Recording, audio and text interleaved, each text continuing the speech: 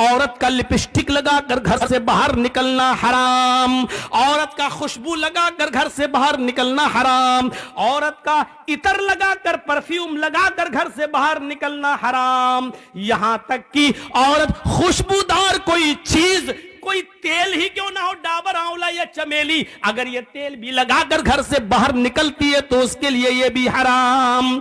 میں حرام بول رہا ہوں، ناجائز نہیں، حرام، تاکہ ہمیں سمجھ میں آ سکے کہ ہماری کلچر کیا ہونا چاہیے اور اسلام میں کتنا زبردست عورت کو رکاوٹ ہے کہ تم یہ چیزیں گھر سے باہر لگا کر نہیں۔ ہاں اپنے گھر میں رہو تو پوری بوتل اڑٹ لو عطر کی، کوئی منع نہیں کر رہا، گھر میں جو چاہو وہ پہنو، کوئی منع نہیں کرتا تمہیں، پہنو نہ پہنو کوئی فرق نہیں پڑتا، کلیئر، گھر کے اندر وہ بھی صرف شوہر کے سامنے۔ آج کل تو جوائنٹ فیملی رہتی ہے، اب یہ تھوڑی کہا دیا جائے گا کہ جوائنٹ فیملی میں بھی جہاں سسر رہتا ہو، دیور رہتا ہو، جیٹ رہتا ہو، ادھر بھی پہن سکتے، نہیں، گھر کا مطلب شوہر والا روم، گھر کا مطلب خاص وقت اور خاص ٹائم۔ اب بھائی اس سے زیادہ تو ہم بولیں گے تو آپ کہو گے بڑا بیہودہ مولوی ہے۔ اسلام کی محبت ہے تو مانو، نہیں ہے تو جو دل چاہے کرو۔ اللہ کے نبی نے فرمایا جب شرم و حیا کسی کے اندر سے نکل جاتی ہے تو اس کا جو دل چاہے وہ کر سکتا ہے، جب شرم و حیا نہیں تو جو دل چاہے کرے۔ اب اس کے اوپر کوئی چیز نہیں رہ گئی جب شرم و حیا ہی نہیں رہی۔ اللہ کے نبی چیخ کر کہتے ہیں ان اول ما یرفع عن حاذل امتی الحیاء والامانۃ، ہماری امت سے سب سے پہلے جو چیز اٹھائی جائے گی وہ حیا ہے، شرم میں سب سے پہلے یہ دور کر دی جائے گی۔ آج شرم و حیا بک چکی ہے، نیلام ہو چکی ہے، شرم و حیا نام کی کوئی چیز نہیں رہ گئی ہے، شرم و حیا نام کی کوئی چیز آج باقی نہیں رہ گئی ہے۔ آج لڑکے اور لڑکیاں ایک ساتھ گفتگو کرتے ہوئے، سائیکل چلاتے ہوئے، باتیں کرتے ہوئے جا رہے ہیں، یہ شرم و حیا نام کی کوئی چیز نہیں رہ گئی ہے۔ وہ ایک دور تھا، وہ ایک دور تھا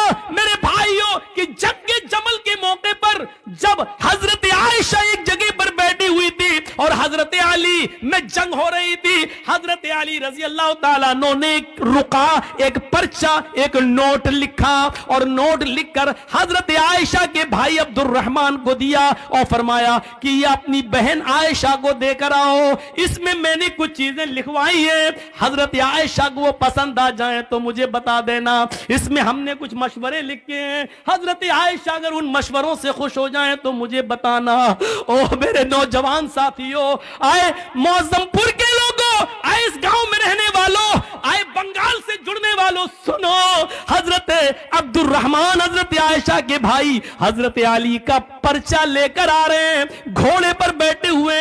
گھوڑے کی پیر کی ٹھوکریں دھول اڑا رہی ہیں، اس دھول میں حضرت عائشہ سمجھ نہیں پائی کہ اس گھوڑے پر بیٹھ کر کون آ رہا ہے۔ حضرت عائشہ نے جلدی سے پردہ کر لیا اور جلدی سے اپنا چہرہ چھپا لیا اور منہ موڑ لیا، اور عبد الرحمن آتے ہیں اور ان کے ہاتھ میں پرچہ دیتے ہیں، لیجئے یہ پرچہ حضرت علی نے دیا ہے۔ حضرت عائشہ نے اس پرچے کو لیا اور پرچہ پڑھنے سے پہلے کہا اے اللہ یہ کون سا دور آ گیا ہے، اے اللہ یہ کیا زمانہ آ گیا ہے، اب لوگ میرے پاس دلیری کے ساتھ آنا شروع ہو گئے ہیں، اب میرے پاس آنے میں شرماتے بھی نہیں ہیں، اے اللہ